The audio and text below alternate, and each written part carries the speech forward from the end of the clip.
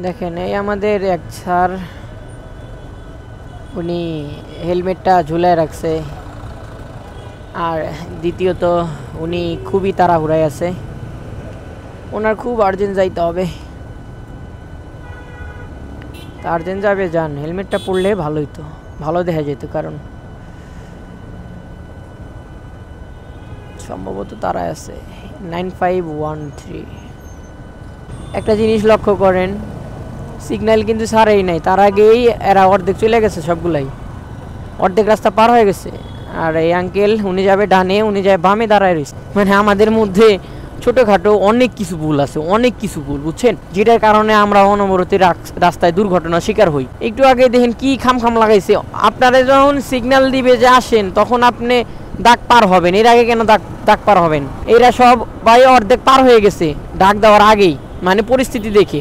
আরে ভাই, পরিস্থিতি দেখলে তো হবে না, যিনি কন্ট্রোল করতেছে ওনাকে দেখতে হবে যে উনি কি পরিস্থিতিতে আপনাকে সিগন্যাল দিচ্ছে।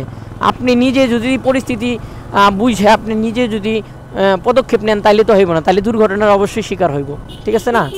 আর সবচেয়ে এইটাই হইতেছে।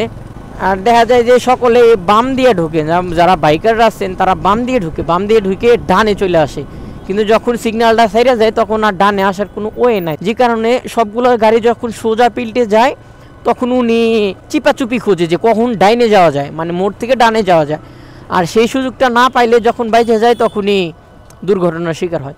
সো আমাদের মধ্যে ছোটোখাটো অনেক ভুল আছে, এগুলো আমাদের অবশ্যই সংশোধন করা উচিত নিজে থেকে। ভাই, আপনি যদি ট্রাফিক রুল না জানেন তো মানবেন কেমনি? আপনি ট্রাফিক রুলস জানেনই না তো মানবেন কেমনি?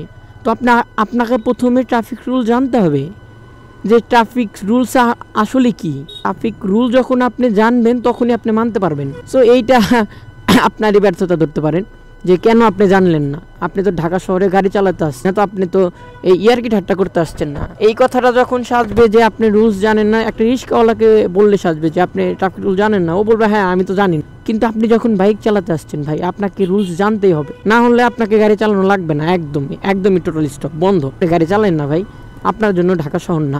আর আমরা প্রায় সচরাচর অনেকেই অনেক ভুল করে থাকি। আর বেসিক্যালি দেখেন, আমি আমার আজ অব্দি মনে নাই যে ঢাকা শহরে আমি কবে হেলমেটবিহীন গাড়ি চালাইছি, আমার আজ অব্দি মনে নাই। পরিস্থিতি দেখে পিছানার। আর চেষ্টা করবেন যে হর্ন খুব কম ইউজ করার। আমরা ঢাকা শহরে যারা থাকি, আমি দেখছি ভাই হর্ন বাজাইতে হাইরে মজা হর্ন বাজাইতে, কিন্তু সামনে যে থাকে ওনার বাস। তো একদিন থাকেন, একদিন হর্নের সামনে যায় একটু দেখেন যে কেমন লাগে। তো অপ্রয়োজনীয় আমরা হর্ন পরিহার করি সকলে। আমি সকলের কাছে এটা রিকোয়েস্ট করবো যে আমরা অপ্রয়োজনীয় হর্ন ইউজ করব না, কখনোই না, যতটুকু প্রয়োজন। কারণ অবশ্যই হর্ন ছাড়া ঢাকা শহরে চলা মুশকিল, আমি নিজেও এটা জানি।